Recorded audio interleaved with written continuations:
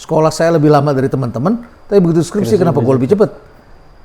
Teman-teman sekolahnya cepat, ya, tapi skripsinya lama semua. Jadi kebalik-balik dunia ini kan, kebalik-balik hidup ini. Yang lebih penting tidak dipentingkan, yang sebaliknya gitu ya. Jadi orang pinter, kita pinter di sekolah, kita pikir dia pinter dalam kehidupan. No, that's totally different world, a different world. Sekarang saya mau tanya terkait tantangannya. Tadi kan kita udah bicara kuliah waktu di sini sama kemudian ketika melanjutkan S2, S3. Kalau dari apa yang menarik tadi Prof juga sampaikan perbedaannya dari sisi cara belajarnya, culture-nya berbeda dan seterusnya. Kalau dari sisi tantangan Prof, perbedaannya kuliah di sini atau belajar di sini dengan di sana yang paling menantang apa Prof? Sebetulnya belajar di seluruh dunia sama. Belajar itu kan dari alam, dari lingkungan. Ya. Yang membedakan itu sebetulnya adalah manusianya, begitu ya, manusianya. Nah, manusianya yang membuatnya terlalu serius di sini. Kalau di sana itu di luar negeri itu belajar itu seperti bermain sebetulnya dalam keseharian, bermain ya. Dari taman kanak-kanak saya perhatikan anak saya ketika sekolah di sana kan juga taman kanak-kanak itu bermain. Mencari misalnya belajar geologi ya, batu-batuan, mereka suruh keluar cari batu ya. Belajar tentang tanaman, daun, mereka keluar cari daun. Nah, ketika saya kemudian di program doktoral, misalnya saya mau jadi assistant professor assistant, berarti kan saya harus mengajar ya. Diujinya juga mengajar, begitu, bukan teori ya, bukan gimana cara mengajar dari bukan. Tapi ngajar lah ngajar. Nah, untuk itu maka saya harus ngambil English for Teaching Assistant. Nah, ketika saya ngambil English for Teaching Assistant, caranya adalah kamera seperti ini di depan saya suruh ngomong. Terus setelah itu duduk berdua di sebelah, tentu menyilang begitu ya, diputer videonya. Terus saya disuruh evaluasi sendiri. What do you think about yourself? Ada self-assessment dulu. Gitu ya. Saya lihat, oh kekurangannya di sini-sini. Dia catat, ini menurut kamu kekurangannya. Menurut saya kekurangan kamu adalah ini. Perhatikan ini begitu, dibenerin gitu, langsung dibenerin ya. Ketika seorang penerima hadiah Nobel mengajar, itu indah sekali, bercerita metodenya. Ketika dia menulis, memang banyak cacingnya, rumus-rumus, turunan segala macam begitu ya. Tapi kalau mengajar kenapa enak? Pertanyaan saya, kenapa orang-orang pinter di Indonesia ngajarin nggak enak? Nah akhirnya saya jadi ngerti, menurut saya itu bukan pinter, itu adalah ribet. Bukan pintar tapi ribet ya. Kalau kamu pintar, kamu bisa membuat sesuatu yang rumit menjadi simple, menjadi sederhana. Itu pelajaran yang penting saya dapatkan sana. Jadi tantangannya adalah bagaimana kita menilai orang yang simple itu sebagai orang yang pandai. Sementara di Indonesia kita beranggapan orang yang simple tidak pandai.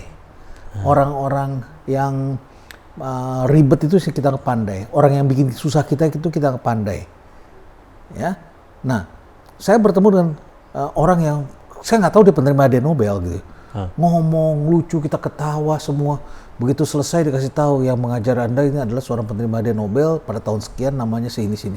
Kita semua tertegun. Wow. Ternyata orang-orang pandai itu begitu simple, begitu entertaining, begitu enak, filosofis, tapi hidup ceritanya. Jadi tidak dipisahkan antara hidup dengan akademik. Kita seakan-akan akademik terpisah dengan kehidupan. Sehingga orang yang pintar sekolah tidak pintar dalam dalam kehidupan, dan sebaliknya orang yang pintar kehidupan seringkali sekolahnya gagal. Yang satu dunia terstruktur, yang satu dunia bermain kan gitu. Dunia kehidupan, dunia alive gitu kan, dynamic dan sebagainya. Sedangkan ini kaku. Sehingga kalau kita panggil konsultan dari kampus, kliennya tidak happy, gitu kan. Sementara kalau klien yang konsultannya dari lapangan, dia tidak terstruktur, tidak tahu ini benar apa enggak, begitu. Nah, tantangannya adalah bagaimana kita menjadi makhluk yang di tengah-tengah, bahwa kita adalah orang terpelajar, harus terstruktur, tapi hidup. Begitu loh. Itu tantangannya. Nah, di kelas juga begitu. Kita misalnya belajar matematika, satu hari 1 jam, tapi tiap hari seperti bikin lapis legit. Lapis legit itu kan lapis demi lapis, lebih lapis, tipis-tipis. Tatonya, jadi misalnya begini, saya kan sudah masuk di program doktor, tapi saya udah 10 tahun tidak sekolah. Saya duduk di kelas S1 supaya saya bisa update, keep up lagi. Saya capek juga sih duduk di anak-anak S1.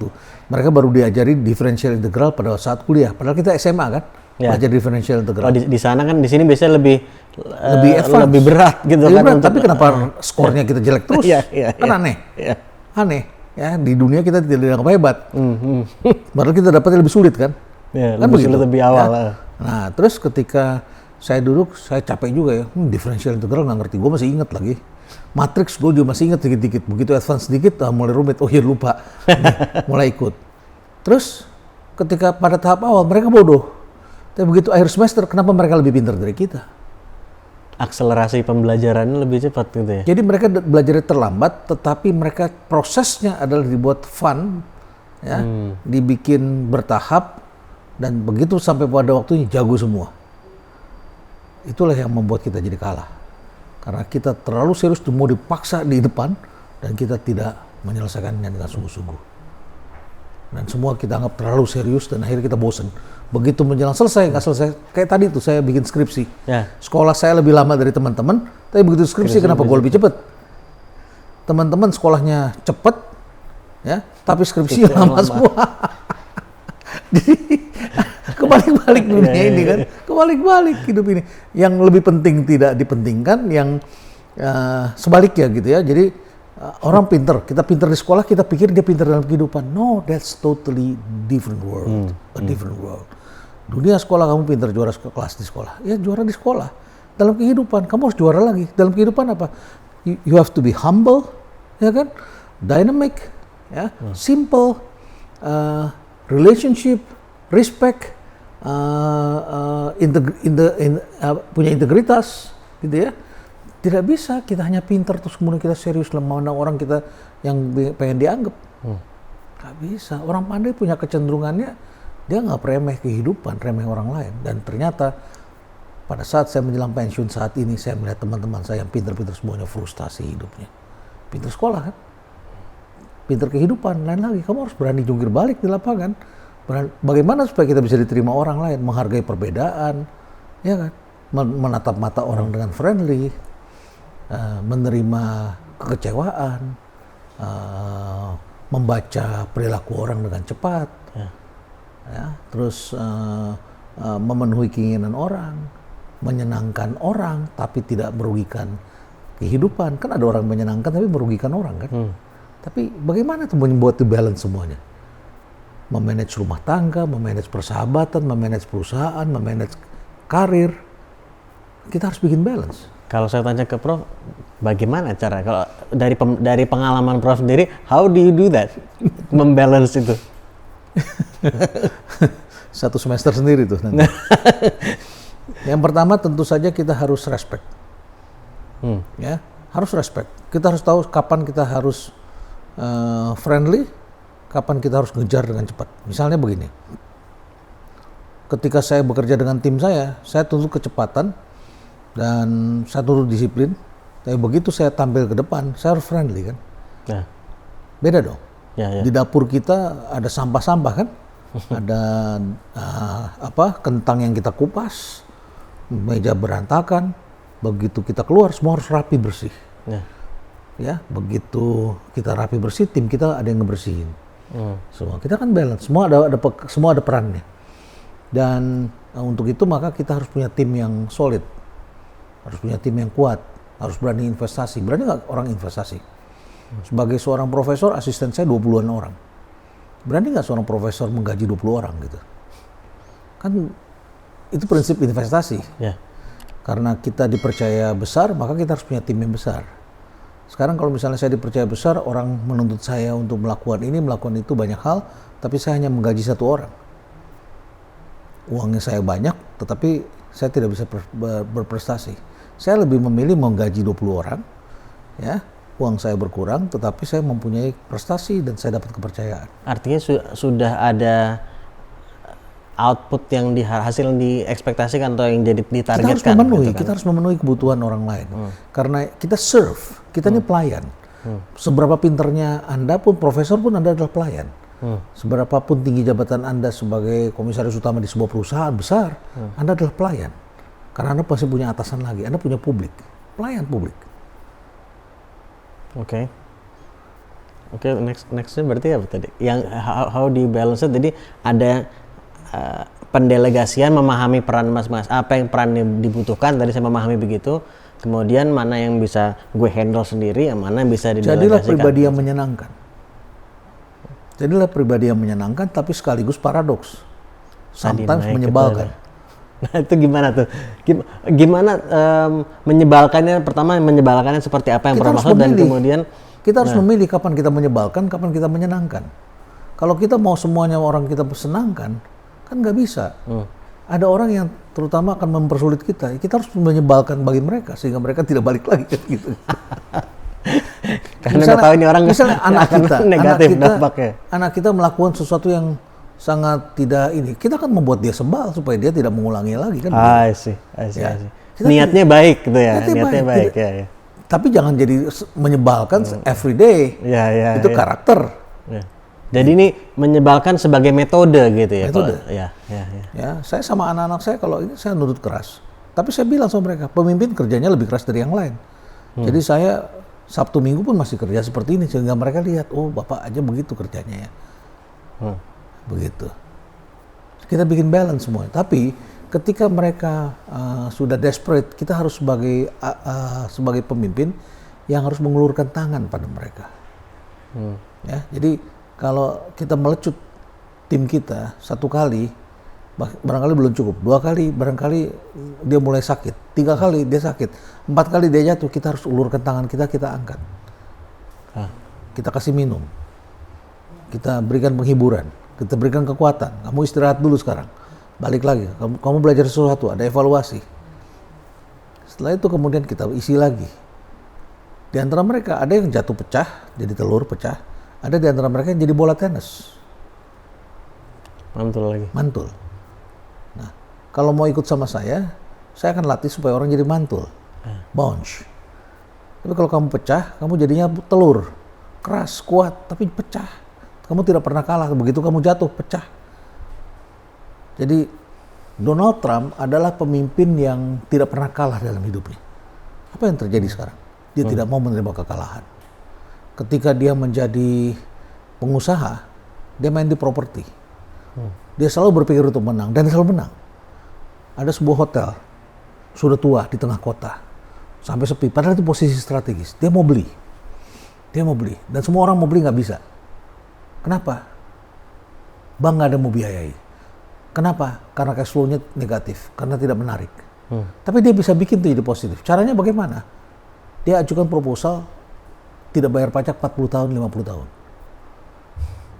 Pertanyaannya kok bisa? Tidak bisa. Wali kota disampaikan, tahu reputasinya Donald Trump, nggak bisa. Tapi dia bisa bikin bisa. Caranya bagaimana? Dia bayar pengacara yang mahal, dia sudah hitung. Pengacara ini tempat orang-orang mengadu, ya terkenal. Tetapi pengacara ini tahu skandalnya wali kota. Dia punya leverage. Dia punya leverage. Karena dia pernah menjadi apa begitu. Terus dia kasih tahu ke wali kota, kalau nggak mau saya akan buka ini. Wali kotanya tanda tangan. Bagaimana wali kota yang jabatannya 5 tahun bisa ngasih 40-50 tahun bebas pajak? Dan Donald Trump kemudian berhasil mengambil alih gedung itu, ya, dan menguntungkan. Hampir semua usahanya yang dia gerakkan bisa jadi, dan dia menang. Dia tidak pernah kalah. Bagaimana dia suaranya dari kecil sebagai kandidat dari Partai Republik bisa jadi tinggi, dan bagaimana dia harusnya tidak menang bisa menang. Ya kan, dengan menggunakan big data dan memilih state-state tertentu karena electoral vote di sana, ya bukan popular vote, dia bisa menang. Tapi bagaimana dia menerima kekalahan? Nothing, dia nggak bisa, dan dia gerakan itu supaya dia kembali menang. Orang yang tidak pernah menang itu jadinya telur, keras, kuat, tapi begitu jatuh pecah dia. Dari Prof sendiri. Jadi saya melihat kan pasti juga banyak kekalahan lah dalam tanda kutip gitu kan. Yang paling berat lah kalau misalnya if you don't mind to share gitu Prof.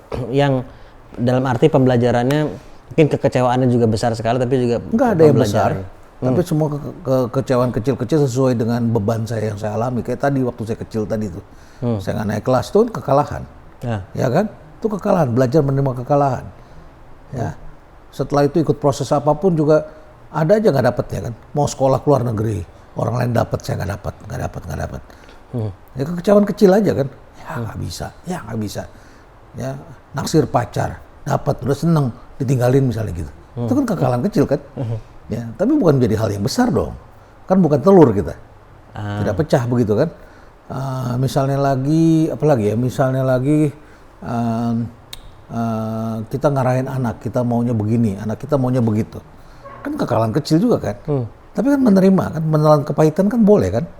Jadi nggak ada kekalahan yang besar berarti, atau gimana? Mungkin bagi orang lain besar, tapi bagi saya tidak besar. Tidak besar. Saya diminta oleh teman-teman saya untuk jadi rektor di UI. Prof, ikut, bagus ini. Saya sudah pernah, Prof dong belum pernah nih, ayo ikut.